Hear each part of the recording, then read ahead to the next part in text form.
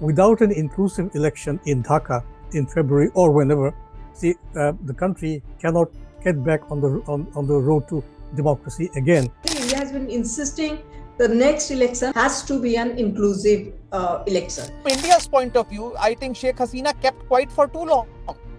From our point of view, she was the elected Prime Minister and Mr. Yunus has no legitimacy. If you look at Bangladesh's history of the past 15 months, everything that has happened in the country has been done through mob violence. The entire thing of 1,400 people being killed, the thing is that also includes those people who were killed after the fall of the government. So any country or anybody in international community would see this judgment as impartial or free or fair. The embattled Begum. Why Delhi won't give her up? Is Delhi going to stand up for Hasina or agree to extradite her? Unlikely is the general consensus, as former Indian High Commissioner to Dhaka, Ambassador Pinak Ranjan Chakravarti said recently. How can New Delhi push her towards her death? As Bangladesh's once all-powerful former Prime Minister was sentenced to death for crimes against humanity on Monday, the question everyone's asking is, how long can Delhi say no to Dhaka over Bangladesh's demand for the extradition of Sheikh Hasina Wajed? And in a curious coincidence, Bangladesh's National Security Advisor Khalilur Rahman arrived in Delhi, invited to attend the Colombo Security Conclave, where Bangladesh has been officially welcomed as the 5th member state. India's NSA Ajit Doval has met with Khalilur Rahman, who invited him to Dhaka. But Dhaka's Ministry of Foreign Affairs has already upped the ante. It cited an extradition agreement with India, saying it was an obligatory responsibility for New Delhi to ensure Hasina's return to Bangladesh, adding it would be a highly unfriendly act and a disregard for justice for India to continue to provide Hasina refuge. India says an exception exists in the extradition treaty in cases in which the offence is of a political character. What should India's response be? How long can it stall? The embattled Begum, who's taken refuge in India since she fled to Delhi on August 5, 2024, has taken a feisty stance, giving a spate of interviews to foreign media days before the tribunal was set to give an expected verdict. She was bundled to a helicopter, if everyone remembers, by the army chief as the mobs converged on her home. A crackdown on student protests over government quota had turned violent, and security forces firing on the protesters allegedly led to 1,400 deaths. That's what the International Crimes Tribunal has laid at her door. Hello everyone, I'm Neena Gopal. Welcome to Global Express, our weekly deep dive into current events. Do click on the New Indian Express and website and click and share Global Express. On the panel today are three eminent experts in Bangladesh. Syed Badrul Ahsan is a highly respected political commentator who served in the Bangladesh High Commission in London as press minister back in the late 90s. A former editor, he's a South Asia expert, writes extensively on the region for a number of publications, and is associated with the Institute of Commonwealth Studies. Welcome, Mr. Syed Badrul Ahsan. Thank you. Also on the show is Dr. Smrutti Pattanaik, a research fellow at the Manohar Parrikar Institute for Defense Studies. Her area of specialization is South Asia with a China twist. Dr. Pattanaik has been asking the question that we're all looking at this week: India's neighborhood policy. Does it even have one? Welcome, Dr. Pattanaik. And Dr. Captain Alok Bansal, Director of the Center for Security and Strategy at the India Foundation and Executive Director of the South Asian Institute for Strategic Affairs, formerly Director Center for Land Warfare Studies. He writes extensively too on various defense and other journals. Welcome, Dr. Bansal. Let's start with how a top-ranking Bangladesh delegation led by the National Security Advisor Khalilur Rahman, accompanied by a general who apparently is the principal staff officer in the Prime Minister's office, has arrived in Delhi for the Colombo Security Conclave in Delhi, where the Bangladeshi NSA has met India's National Security Advisor Ajit Doval, invited him to Dhaka at his convenience, and insiders tell me that they have actually discussed Bangladesh, and where Mr. Ajit Doval has expressed his concerns over an election which will prop up and bring in the Jamaat-e-Islami and parties that are inimical to India. But given the tough statements made by Bangladesh's officials demanding Sheikh Hasina's extradition, The Bangladesh advisor on foreign affairs, if you recall, Tawheed Hussain, has said that India continues to give Hasina refuge is going to be seen as an unfriendly act. Now, the media blitz that Sheikh Hasina has unleashed through the last week through the international press has been quite explosive. But let me start with you, Mr. Badrul Ahsan. How do you see Delhi Dhaka managing this current storm? What should India be doing? Because, I mean, you've just told us just before the show started about the absolute, fast-moving events in Dhaka. Could you update us on what's happened? Yes, thank you very much.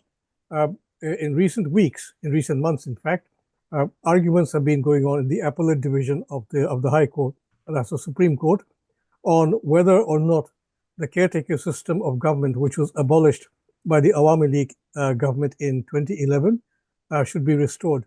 Today, a decision was made that the caretaker system, which was abolished in 2011, will be restored, but it will be effective from the election, which will follow the one that is supposed to take place in February 2026. That's the update on the political situation. But then questions have arisen and are still arising in Dhaka on the issue of the February 2026 elections. Whether, I mean, there are questions, there are doubts about the February 2026 election, whether these elections will at all be held, or whether new developments will take place between now and February. Because the feeling in Bangladesh, as also elsewhere, is that without an inclusive election in Dhaka in February or whenever, the country cannot get back on the road to democracy again, on the road to elected government again, if I may put it that way. So the Jamaat-e-Islami, which has not been very happy, which has not been very welcoming about elections, it has always preferred a referendum before the election, and it has played politics in a very cool manner. That has welcomed the judgment, the restoration of the caretaker government. The BNP till now has not said anything about the restoration, but then BNP had also wanted a restoration of the caretaker system. Now, the question that one has, there are two kinds of questions that are being raised in Bangladesh. First of all, how does the BNP look at the situation? The BNP is obviously unhappy about the way things are going. It feels that the President Yunus regime will not be able to conduct a free and fair election in February 2026. And secondly, there are also questions about the Awami League. The Awami League, as you pointed out, the spate of interviews that Sheikh Hasina has been giving to the Indian media and Western media, that has brought the Awami League again back to the center of politics. And they did shut down the city the days before the run-up to the tribunal. Yes, there was a lockdown, and the city was people stayed at home. So, in other words, Sheikh Hasina and the Awami League are back in the center. So, over all this question of the caretaker government, over this issue of the elections taking place or not taking place, there is the shadow of the Awami League which looms large over the country. And this is something the caretaker, the interim regime cannot avoid. So that's where we are right now. Okay, Dr. Pattanaik, if I could bring you in on India, because India is seen as negotiating almost on behalf of Hasina. It's intent on protecting Hasina, and it seems to be mouthing platitudes to the Bangladesh government to keep the relationship going. But in actual fact, now this meeting that has happened now between the two national security advisors, where Ajit Doval has actually discussed the how India is not going to be happy at an election which is fixed and which brings in elements that are inimical, including the National Citizens Party, is it the students movement, which could also have a role to play, which has right now had a huge role to play in attacking minorities and so on in Bangladesh. So where do you see India and Bangladesh relationships? Because it's frosty, it's nasty, and yet there is this connection now between the two, the NSAs. See, I would say that, if you look at India's northeast and the Bangladesh map, you can feel, there is a mutual dependency in the relationship as far as that party is concerned in terms of connectivity, energy, access to the seaports, all those things are there. But having said that, I think Indian government, is not moving ahead with any kind of substantial bilateral relationship at the moment. There are certain meetings that are taking place, but what I learned is that many of the people from the Bangladesh side, the bureaucrats from the Bangladesh side, have already been changed by the interim regime. So what I learned is that many of the time when the Indian delegation go and there is a meeting between the two delegations, Bangladesh side and Indian side, the Indian side land up briefing the Bangladesh side because they're very new, they're not negotiated before. So therefore, in a sense, the business as usual in terms of having meeting and all is continuing, but nothing substantial is happening. As far as the Colombo Security Conclave is concerned, for which Khalilur Rahman is in India, I would say that is a regional conference of the Indian Ocean countries.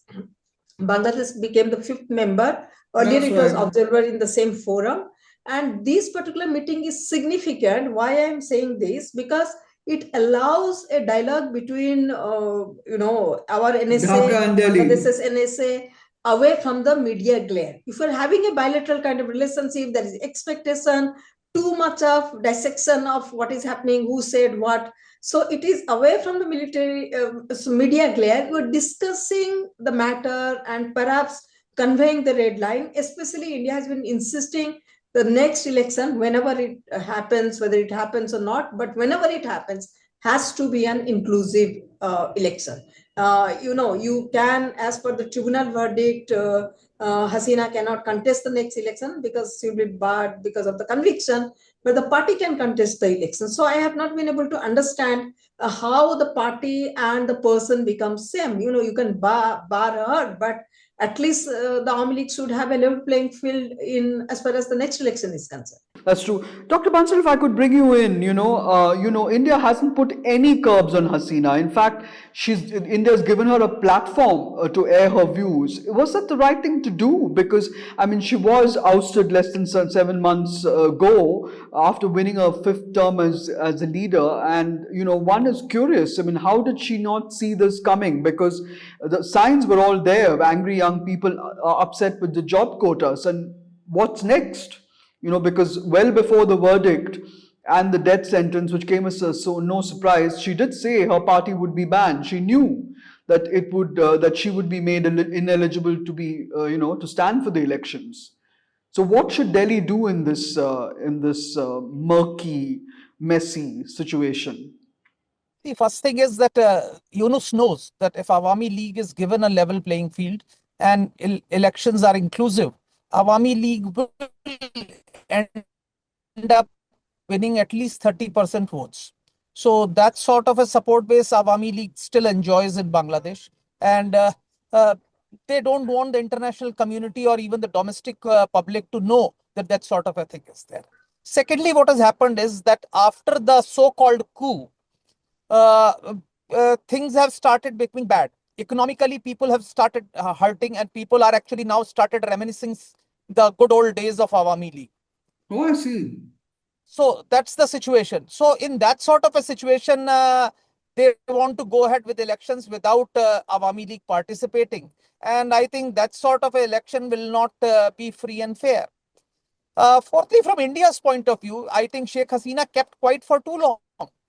From our point of view, she was the elected prime minister, and Mr. Yunus has no legitimacy. He has not faced any elections. He has not faced any referendum. So what is his legitimacy?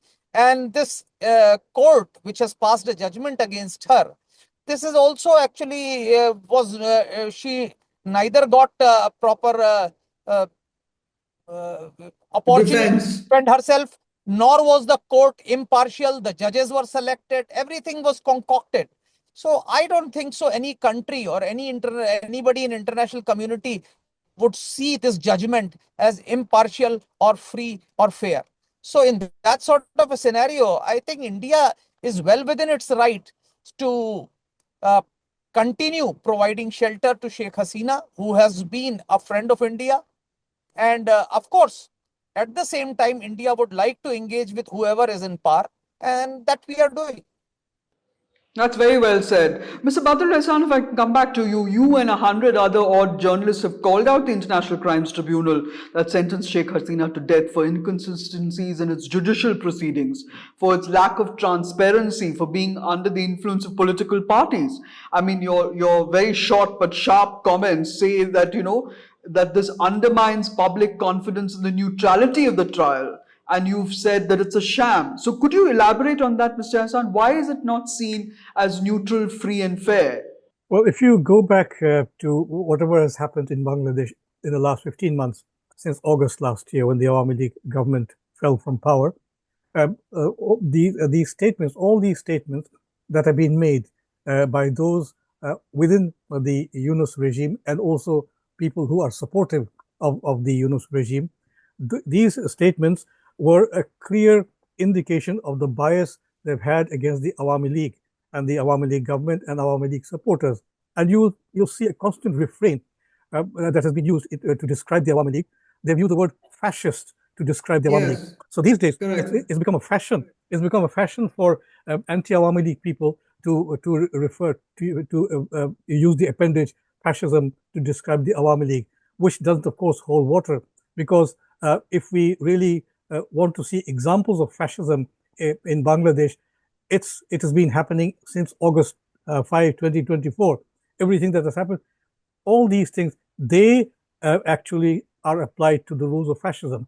Now, as far as the tribunal is concerned, in the tribunal, you see, previously when the Awami League was in office, when collaborators of the occupation Pakistan army in 1971, when they were tried by Sheikh Hasina's government, and a good number of them were convicted, sentenced to death, and they went to the gallows. So at that point of time, these people who now head or run the tribunal, they were defense lawyers for those for those people accused of collaboration with the Pakistani Yahya Khan regime. Now these people have now taken over the tribunal. So if you look at Bangladesh's history of the past 15 months, see, everything that has happened in the country has been done through mob violence. Even the judiciary that we have now, that came into office after mobs forced the earlier set of judges of the High Court and Supreme Court out of office. So added to that is the fact that these people who are there in the tribunal, they have openly, publicly, they have said many times over that Sheikh Hasina deserves to die. Sheikh Hasina deserved a death sentence. So if I'm a lawyer, if I'm a lawyer, and even before court proceedings get underway, if I tell the media that Sheikh Hasina or so and so person deserves to die, that is not justice. And one vital point here is this Yunus regime was foisted on the people, on the country, in August 2024. It lacks, as Mr. Bansal pointed out, it lacks legitimacy. So when a government, when an administration lacks legitimacy on its own, how can it pass a judgment on an elected former prime minister, on an elected government? But Badrul Saab, there is also the point that these charges that are being made there's a fact check that shows that the 1,400 of all those who died in the firing, I mean, there's video evidence of one guy, unarmed guy being shot, and so is there a basis for you to call the evidence against Sheikh Hasina as being manufactured? Because they've also got a tape that has her ordering the shooting. Was that fake? Was that manufactured? If she didn't order the firing, then who did? Well, see, the tape that you're referring to, that has been considered as fake because there's no evidence to support the fact that Sheikh Hasina ordered those killings. And in the same way, when Sheikh Hasina has been described as a person who resigned from the Prime Minister's office, there's no document to show that she signed her resignation letter. That being said, there's the question of how the tribunal conducted its. Now, it would have been perfectly all right for the tribunal to allow Sheikh Hasina and the Awami League to have their own counsel, legal counsel, present their cases in court before the tribunal. That has not happened. What happened here was that the state appointed a lawyer for Sheikh Hasina, and if you have not seen it already, on the day of the judgment, the lawyer appointed by the government to defend Sheikh Hasina, he was observed laughing. Yes. But at the same time saying that he was pained that he could not defend his client. And I mean, this was more than a joke. It was more than a comedy. It was a farce. So what they could have done is to establish the legitimacy of the tribunal. But then legitimacy of the tribunal also depends on the legitimacy of the regime which sets up the tribunal. So there, and then again, of course, you refer to the statement by 102 journalists, and also we see Amnesty International and other global organizations coming in. The point here is the judgment that was delivered, the way the proceedings were conducted, those are not fair. So proper legal representation was not given to Sheikh Hasina or the Awami League. And you look at the situation that has developed in the country over the last 15 months. In Bangladesh today, about 400,000 or 4 lakh people are in prison, all politically related to the Awami League. I see. Yeah. I see. And all these former ministers, former parliamentarians, former judges, former chief election commissioner, and so many other people, they are in jail, and no effort is being taken, is being made to have them freed from jail, to have them come out of jail on bail, because almost all of them have had murder charges clamped on them. See, and a minister, any minister or any MP who had nothing to do with what happened there in July and August, he or she has also been charged with murder. About the evidence about the 1,400 people that the United Nations talked about earlier. Yeah. Now, what the tribunal did not take into consideration was the fact that during the troubles that were going on from the end of July till the 5th of August, people in the Chhatra League, in the Jubo League, which are affiliates of the Awami League, they had infiltrated these organizations. Now, that was the fault of the Awami League. It took in people without doing any screening. Later on, it transpired that all these people were sympathizers or supporters or members of the Jamaat-e-Islami or the Islamic Chhatra Shibir or even the Hizb ut-Tahrir. Plus, there's the fact also that some particular kind of bullets were used, which the Awami League people or which the people in the government did not possess. Those are known as 7. Not the Awami League, the security forces. See, that's also been said. Security forces. By security forces, we mean the police here. Now, the police didn't have those bullets, 7.62 bullets. And immediately after the fall of the government, one of the advisors in the government, Brigadier General Shakawat Hussain, he was Home Affairs advisor in the initial stages. He talked about these 7.62 bullets, and he publicly questioned their use. He raised the question of who actually were there to use these 7.62 bullets. When he said that, there was again mob outrage against him, and he was shifted to another ministry. So these things, these points were not taken into consideration by the tribunal. In any case, it was a foregone conclusion that the tribunal would pass a sentence of death on Sheikh Hasina even before the judgment was delivered, and that is exactly what has happened. But it doesn't, bode any good for Bangladesh. Yeah. Since the judgment was delivered, see, the public support for the Awami League, which had been steadily rising over the last 15 months, even these poor rickshaw pullers, bus drivers, and middle-class people, they've been complaining about things being better in Sheikh Hasina in Awami League days. Yeah. If I can bring you in, Dr. Pattanaik, on this, can Hasina take it any further? Should she take it to the International Court of Justice? I mean, there is a lot of talk about the fact that she already has appealed to the International Criminal Court. Is that the right way forward for her? Yes, she can, appeal there. But I think politically, What is happening is that this particular judgment, as Mr. Badrul Ahsan also spoke about, actually is delegitimizing the entire process of her conviction, I think, which actually works to her political advantage.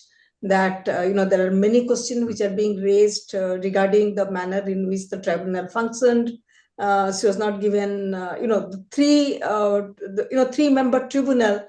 Out of three, two member were erstwhile Chhatra Shibir member, and one was the BNP sympathizer. So if you are having politically affiliated judges giving a judgment based on a audio tape which took place between Sheikh Hasina and the Dhaka University Vice Chancellor, there is a lot of analysis is coming out that how this was interpreted. She said that I will try the students like I tried the Rajakars. So when she says, as I tried like the Rajakars, which actually means there was a judicial process. David Bergman has written a long article in Pratham Alo today. What I was saying that even if she goes to the International Court of Justice, there will be international strictures in that sense if she wins that particular case. But I think already, it is very much evident that Amnesty International and others also have pointed out how flawed this tribunal judgment is. And this entire thing of, 1,400 people being killed, the thing is that also includes those people who were killed after the fall of the government. While the government, the interim regime has provided amnesty to those who are responsible for the killing after the 5th of August. So in a sense, you're trying a section for the crime that was committed prior to the fall of the government. What about those people, who lost their lives after Hasina government fell? So isn't it a kind of, you are providing justice to some? So what about those people? Aren't they also waiting for justice? I think these are the issues probably it needs to be raised by the Awami League also. Because after all, it is their supporters. Correct, but the international community has been pretty silent. I mean, Dr. Pattanaik, why is that nobody has spoken out internationally on her behalf, apart from these 100 journalists, of course, but they are Bangladeshi journalists. Is there no voice to support her internationally? I think probably the world is very much busy with other That's things. true. Even though they're not watching. We've got Russia, Ukraine, and Gaza to very worry busy about. with Israel, with what is happening in Ukraine. Okay, Dr. Bansal, if I could come to you, there is, after this Red Fort blast, we have this added complication of new intelligence that suggests that Pakistan-based terrorists, led by by the Lashkar-e-Taiba chief Hafiz Syed, are actively plotting to open new fronts to attack India, with Bangladesh being cultivated as a new launch pad. I mean, there was this is from a rally apparently which was held in October, on October 30th, by a senior LET commander, where he says Hafiz Syed is not sitting idle, he's preparing to attack India through Bangladesh. And he claimed that Lashkar-e-Taiba operatives were already active in East Pakistan and were preparing to answer India for Operation Sindoor. What do you feel? Do you think that we have now going to be faced with a Bangladesh-Pakistan nexus that is a huge threat to India? See, ever since the interim government has taken over, the Pakistan's bonhomie with Bangladesh's bonhomie with Pakistan has increased many folds. And we have seen numerous Pakistanis come to Bangladesh for the first time. The trade, the warships from Pakistan are visiting Bangladesh. There's a lot of developments which have taken place. The India-Bangladesh border is fairly porous and movement of personnel and goods from Bangladesh to India is quite easy. So now with that sort of a scenario, any terror attacks or terrorists being sent to India from Bangladesh is quite easy. During Sheikh Hasina's term, her government had ensured that anti-India elements were actually exterminated and India never faced any threat from Bangladesh or people terrorists who could be sponsored from Bangladesh. Now, this fact needs to be acknowledged that Sheikh Hasina not only did that, she also cracked down on radical elements within Bangladesh and she tried to rid Bangladesh of these jihadi terrorists. But now, with this government banking on Jamaat and other radical forces, it is to a very great extent dependent on such forces. And as a result, such forces are thriving within Bangladesh. And this poses a very, very threat to India. And ISI has become extremely active in Bangladesh turbulence inside India. There is a convergence of interest between the ruling regime in Bangladesh, ISI, and the radical forces. And all three of them are actually promoting terrorists and these jihadi terrorists who pose a serious threat to India. Badrul Sahib, if I could come back to you, this same Lashkar-e-Taiba guy who was speaking in Pakistan on October 30th, Saifullah, he also said, now America is with us and Bangladesh is getting closer to Pakistan. That US connection is something that Sheikh Hasina has brought up repeatedly. I mean, she hasn't minced her words. She's attacked Mohammed Yunus's interim government repeatedly. She's accused Yunus of selling the nation to the US. She said both she and her father have rejected American efforts to gain control over St. Martin's Island, which we all have heard many times, the strategic territory in the Bay of Bengal. Now, this explosive, now a member of Sheikh Hasina's former government, in an interview to Russia today, a guy called Mohibul Hassan Chaudhry, he's a former minister in Hasina's cabinet. He's alleged that there was a nexus between the US Agency for International Development, USAID, and the Nobel laureate, Mohammed Yunus. He says that US aid and Western-backed NGOs had been running campaigns against the Hasina government since 2018. What do you have to say about that? Because, I mean, USAID has, of course, now been shut down by when Elon Musk was heading the Department of Government Efficiency. But Chaudhry says that the 2024 uprising was a carefully planned operation backed by Western interests. How much truth is there to these charges, sir? Well, the basis of what the former minister says it's up to him to reveal. The USAID and other people in the West collaborating in forcing Sheikh Hasina's government for power, that's up to him to explain.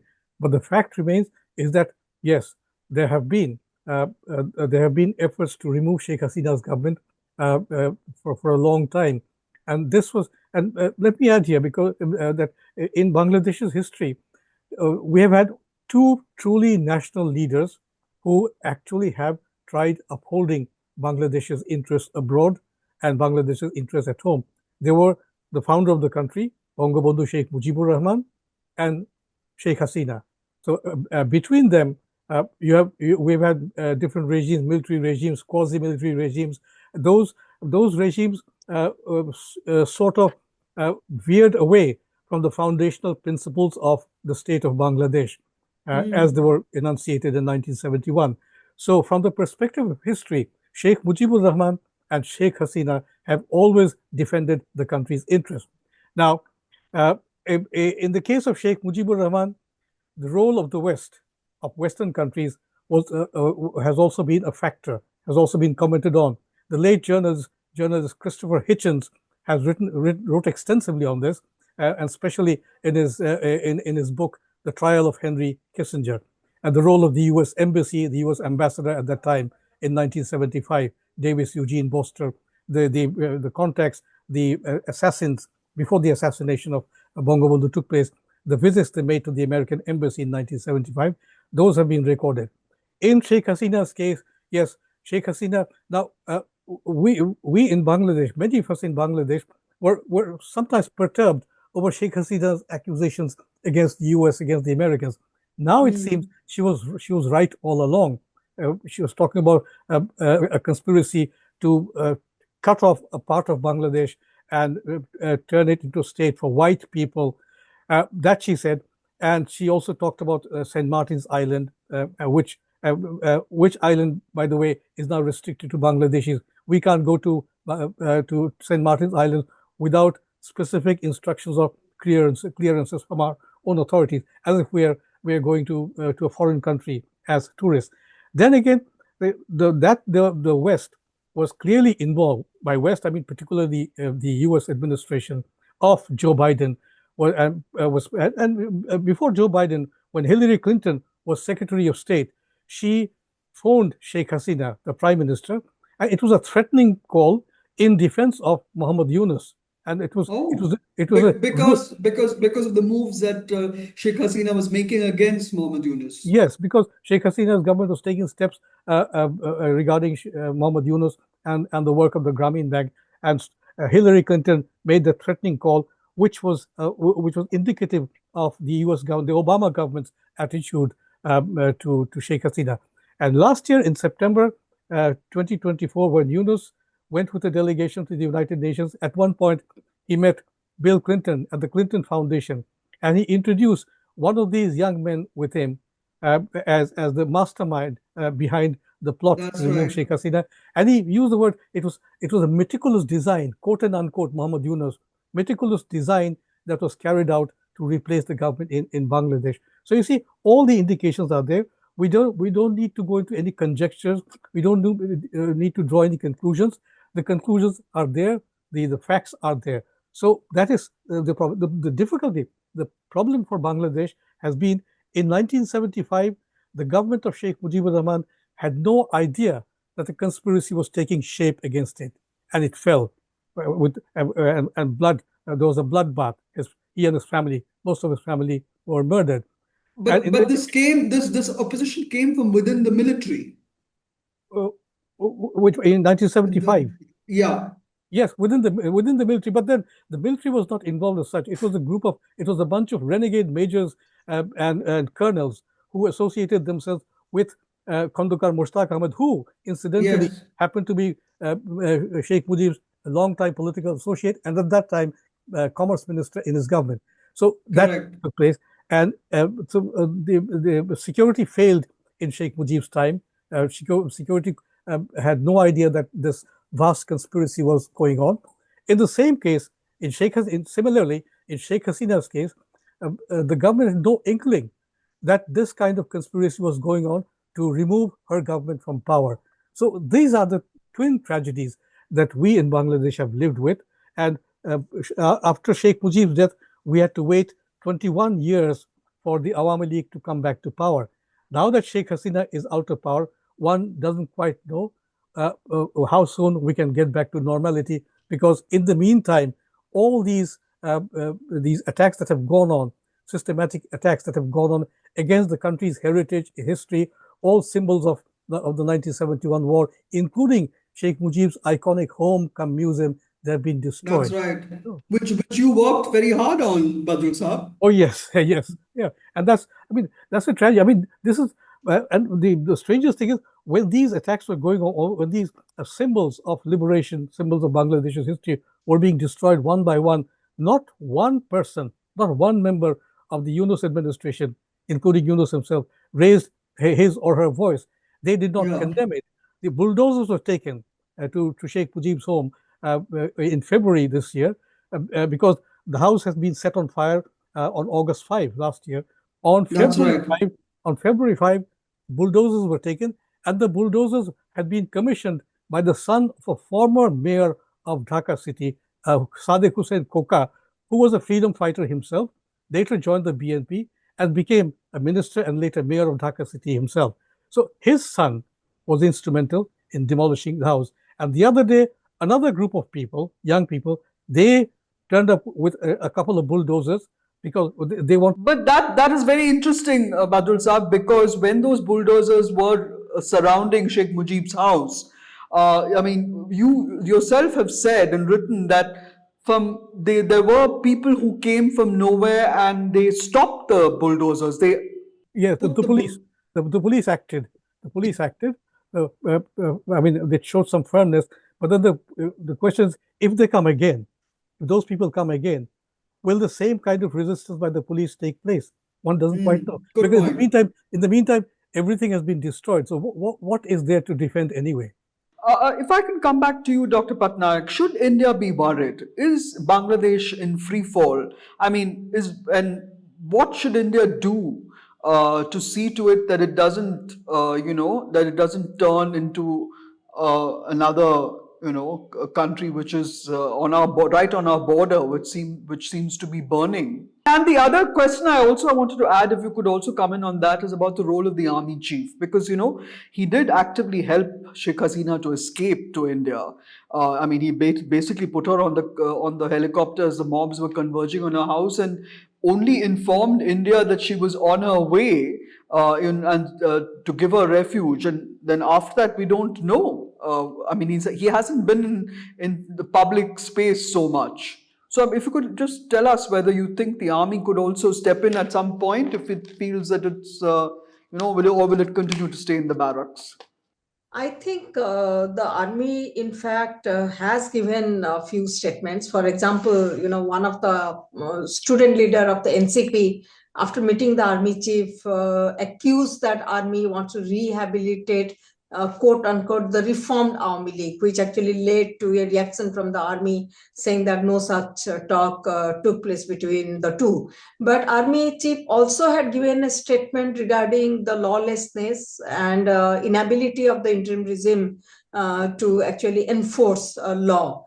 So it has already given a statement. So twice army has given very strong statements about what is happening. And also at the same time, it has said that the elections should happen soon, because after all, the army, which is in magisterial duty, because as the police have run away, after the fall of Hasina, because of the mob attack. So, there were several police stations that were attacked across the country. Police stations were burned, police personnel were killed because they were seen as a collaborator of Hasina, when she was in power. So she said that we are in the magisterial duty and we want to get back to our normal duty as soldiers. So those army has given a statement.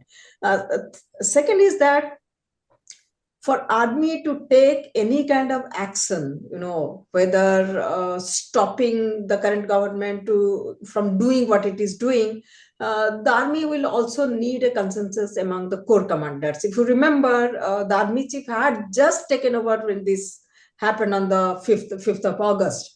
And my hunch is that many of the officers who were recruited, I'm not necessarily attributing that there has to be political during the BNP Jamaat period, because there are people in Bangladesh who point out that many of the people who are sympathetic to these parties also got recruited to the army. They must be at a senior leadership level at present, 2001 to 2006 recruitment. So army as a professional organization, first, they do not want to get into the politics and do, clean up the system. Because they have the experience of 2007 and 8 when military-backed caretaker regime was there in power. Second is that for Bangladesh military to intervene, in any way, it will require international sanction, because 2007-8 intervention took place after the UN gave a statement. This time it seems there was an interview of one of the UN officials, I'm forgetting his name, where he said that they had asked Bangladesh army not to intervene, not to do anything when the government was falling. So in a sense, there is the peacekeeping side of the Bangladesh army, from where actually very lucrative, remunerative for the Bangladesh Armed Force, who have been, I think, largest contributor to the international. Correct. They were deployed in Congo and so on. Yeah, so they would, first, they would not like to get into the mess and clean it up. Number two is that there has to be a kind of international sanction if they want to get in, or at least the international community should, without their kind of blessing, they will not get into that. Third is that at this point, because this particular government has come in a particular context, so the army would not like to get into and clean the mess. So let the interim regime resolve the issues, because the emotions are very high. The students, everybody is in a kind of situation, because after all, the Army League is very quiet, comparatively quiet, I would say. But so in that kind of situation, the public opinion is not very much in favor of army to come in at the moment. So unless until domestically the situation is very conducive, I don't think the army would like to take over, because I'm sure they learned the lesson in 2007 and 8, how messy it is and how difficult it is to have an exit from that kind of messy situation.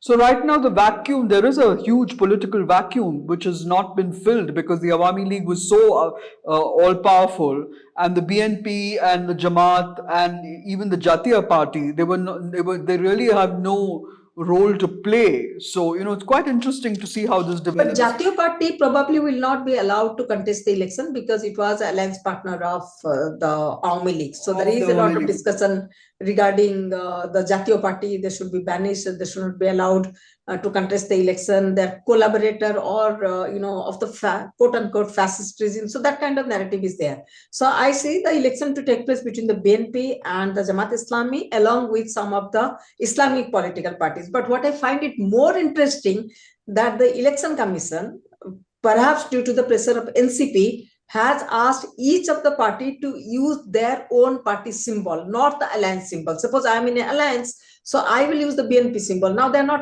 will not be allowed to use the BNP symbol, even if they are the alliance partner of the BNP. So I see a kind of a tactic where NCP will also be, because many of the people, for smaller Islamic parties, many of the people are not very, very familiar with the symbols. So like, for example, if you're going for the Nauka symbol of the Awami League, it is Awami League. If you're going for Dhaneshis, it is BNP. So the smaller party actually have fighting the election with their symbols will also allow the NCP to have their own symbol, perhaps get some kind of vote. Dr. Bansal, if I could come back to you, the threat, that posed by Bangladesh and Pakistan coming together is one. That Pakistani general showed a greater Bangladesh that, Muhammad Yunus actually presented a book to this Pakistani general that showed a greater Bangladesh that cuts off India from its northeastern states, that is a very vital trade corridor for India, as is Chittagong Port. So the bilateral ties during Hasina's time, when the economies were intertwined, apart from that, there's also the civilizational link between our countries. Will all of this muck raking by Dhaka over India giving refuge to Hasina, stymie economic relations? Will it not affect Bangladesh as much as it will affect India? See, there is no doubt it will affect both the countries, but it will affect Bangladesh much more than India. And let there be no doubt, I think Bangladesh's economy, especially its apparel industry, is dependent on large imports from India.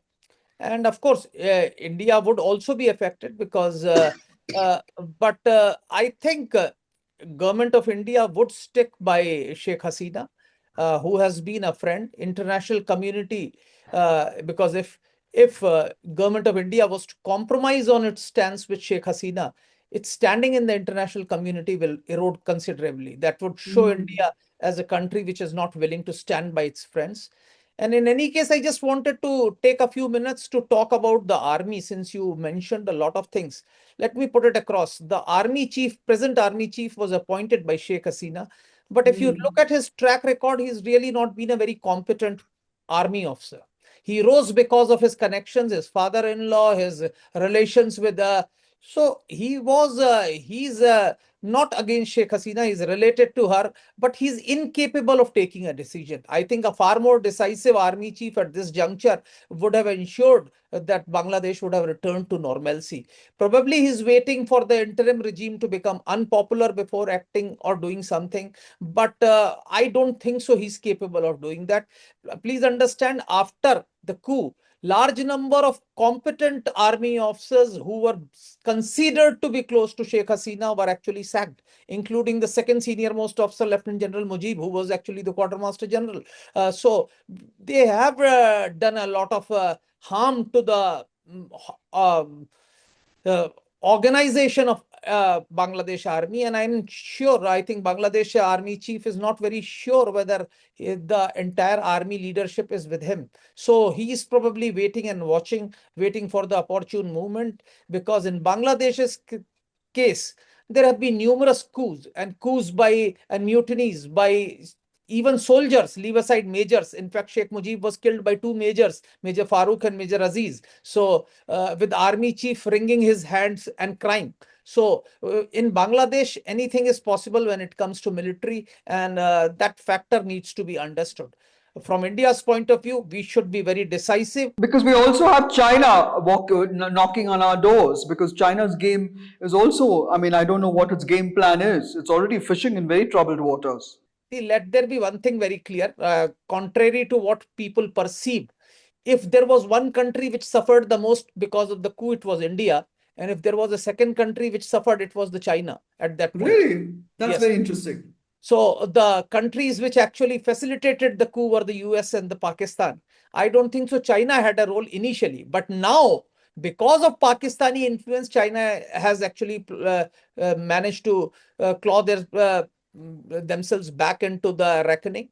But the factor is that what India is capable of doing, I don't think so any other country can do. India has great leverage in Bangladesh, and I think we should stick by our principles. We should support democratic regimes in Bangladesh. This present setup has no legitimacy under any judicial or constitutional provisions that exist not only in Bangladesh but anywhere in the world. What struck me also this time is that unlike Nepal and Sri Lanka, where a generation Gen Z sort of had the power to change the political landscape, I was just wondering, Badrul Saab, can we expect something like that in would there be protests on the streets in Bangladesh? I mean, or is that possible? Because it was the way that Hasina was ousted looked as if it was very stage managed. Could she, do a counter and unleash a street protests at this current juncture? Well, it all depends on two factors. In the first place, Sheikh Hasina has to develop a proper strategy of going back to the political center. She's in India now, and we don't expect her to come back to Bangladesh anytime soon. And we don't expect this controversial death sentence passed on her to be implemented. Because let me tell you, in Bangladesh's history, Sheikh Mujibur Rahman, during Ayub Khan's time, and during the process of the Agartala conspiracy case, plans were being made to convict Sheikh Mujib of conspiracy with India to dismember Pakistan. Then a mass movement drove Ayub Khan himself out, and Sheikh Mujib came out free, and he became Bangabandhu. 1960. That was in early 1969, February 1969. Then in 1971, Sheikh Mujib again, after he was arrested by the Yahya Khan regime, he was placed on trial before a military court in what was then West Pakistan. The court was presided. The court was presided over by Pakistani Army General Brigadier Rahimuddin Khan, and a death sentence was passed on Sheikh Mujibur Rahman, which could not be carried out because by that time things had moved so fast that Indian and Bangladesh forces liberated Bangladesh, and Sheikh Mujib had to be freed. So we are not therefore worried that this death sentence passed on Sheikh Hasina will be implemented at all because of various factors and similar factors.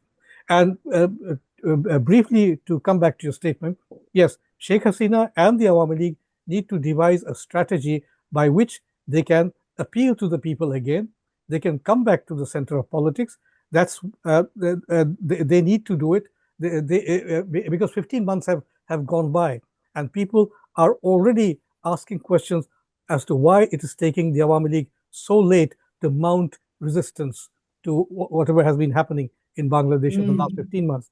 And the second point is, yes, the people are suffering economically. And when people go to the markets these days, kitchen markets, if I may put it that way, to buy vegetables, food stuff, their pockets are empty and they can't buy anything because of these rising prices. This is leading to a kind of disillusionment among the populace, and add to that the fact that there are these mobs, this complete absence of the rule of law that has been there for the last 15 months. So these factors, together will lead Bangladesh to a situation where a new approach has to be adopted. Obviously, the Yunus regime has proved incapable of doing it because it has become too identified with mob violence, with the NCP, with the anti-Hasina, with anti-Awami League rhetoric, and with anti-national and anti-history rhetoric. So we expect that, given today's judgment related to the restoration of the Keita government, one needs to see what happens from here on. I'm not saying that the elections of February will not take place, but the chances are they will not take place. A whole lot, the crisis will deepen for Bangladesh, in fact, and when the crisis deepens for Yunus, that will be the time for the Awami League, indeed, for all pro-liberation forces in the country to get together and shape their own strategy in order to get Bangladesh back on its feet, in order to recover Bangladesh from the hands of those who commandeered it in August 2024. That's very well put. Dr. Pattanaik, would you want to come in and say, how do you see things panning out? I would say that at present, the Awami League is slowly making a comeback compared to what happened post August 5th. You know, for a few months, you really did not know whether Awami League existed or not.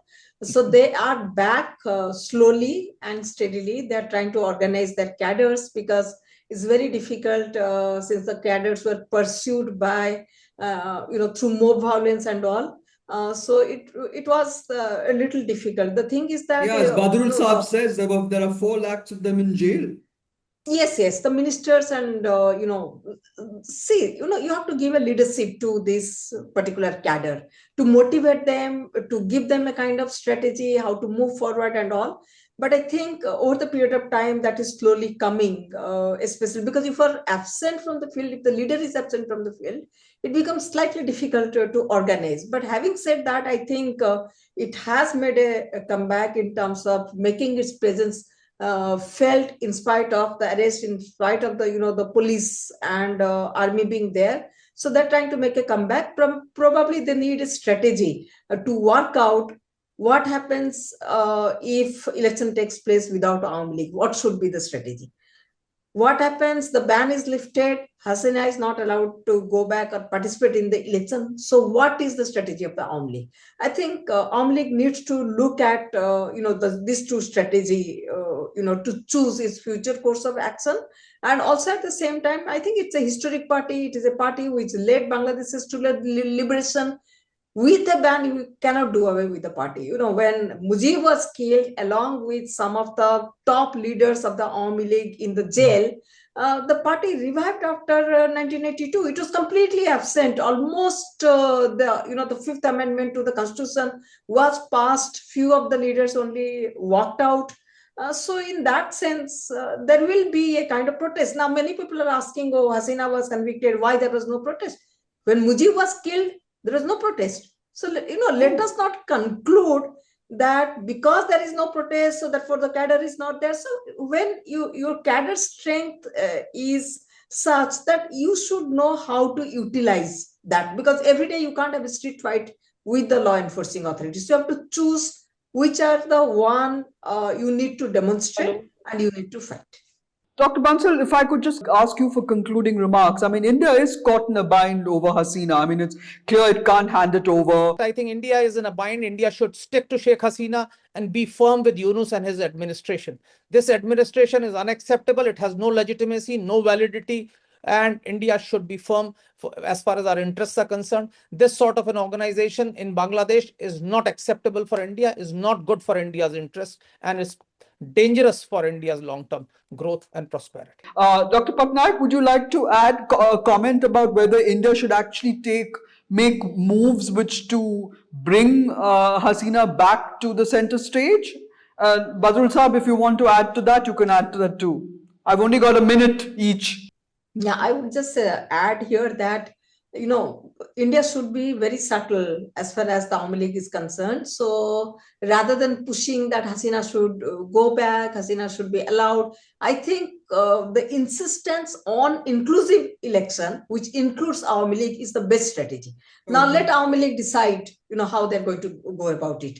So there has to be pressure that any election that happens in Bangladesh has to include the Awami League. It cannot have an election by banishing Awami League, as it is the reforms which are being carried out in Bangladesh, especially there is consensus committee, there is consultation with various political parties. Have not been able to understand how can you have these reforms. Is the reform sustainable when one political party having a vote share, it traditionally has 35% of share, Okay, at least it has 20% of share if the voting percentage has gone down. So how can you have constitutional changes, reforms without including the Awami League? If you are going ahead with this kind of reforms in the future, there may be a kind of backlash. You just can't, push a political party to the corner and say that we are not going to discuss, because this political party represent certain section of the Bangladesh politics. Second is that, very quickly, if the Jamaat Islami, which had opposed Bangladesh's liberation war, can be consulted, why not Awami League, which actually led the liberation war, be consulted, minus Hasina? If Hasina is a problem, let it be minus, but let them be consulted as far as reforms is concerned. Oh, that's very interesting. That's a good point. Minus Hasina. Badrul Saab, you want to just give me a 1 minute, half a minute? Because India is caught in a bind, for sure, over Hasina. I am in full agreement with Dr. Pattanaik, what she said just now. The simple point is, if a party which led the country, which led Bangladesh to liberation, is ignored or is kept at bay, there will be more instability in the country. The chaos will go on, anarchy will go on, and without the Awami League coming back to politics, coming back to center stage, Bangladesh will not have any peace, any tranquility, any stability in the country. So that has to be kept in mind by people who are planning the next elections. So these elections have to be free, fair, and credible, and inclusive. And that means, as Dr. Pattanaik has put it very well, that means having the Awami League join the election, because the Awami League commands anywhere between 35 to 40% of the popular vote. Perhaps it has risen even more. So that's got to be seen. But then, if you have an election today, let's assume that elections take place in February without the Awami League. So from day one after the election, it will be seen as illegitimate. It will be seen as illegitimate, and from the first day after the election, instability will come in again. So we don't want that kind of situation. That's very interesting. So India really should not be looking at working with whatever government is in place right now and whatever government the elections throw up. I mean, it is caught in a bind over Hasina, but it's obviously not blind to the popular resentment against what's happening in the country and what's happening to the Awami League. So how Delhi picks its way through this sentiments that are running high in Bangladesh is going to be very interesting, because the anti-Hasina anger had for a certain time transferred to anti-India feeling, which then of course has now also taken a 180-degree turn as the economy has tumbled and prices have plummeted and prices have risen. But clearly the verdict by the International Crimes Tribunal is not going to be, accepted as free and fair. There's little doubt that Hasina taking refuge in India is a thorn in the bilateral relationship, but India has little choice. It has to stay true to its pledge to remain loyal to its allies. And basically what happens then is that Hasina, maybe the last we may see of the battling Begums, because Khalida Zia being in the state that she is, the last of a fading dynasty, whether they can outlast this political storm, of course, is what we have to wait and watch. Thank you very much, Mr. Syed Badrul Ahsan. Thank you, Dr. Pattanaik.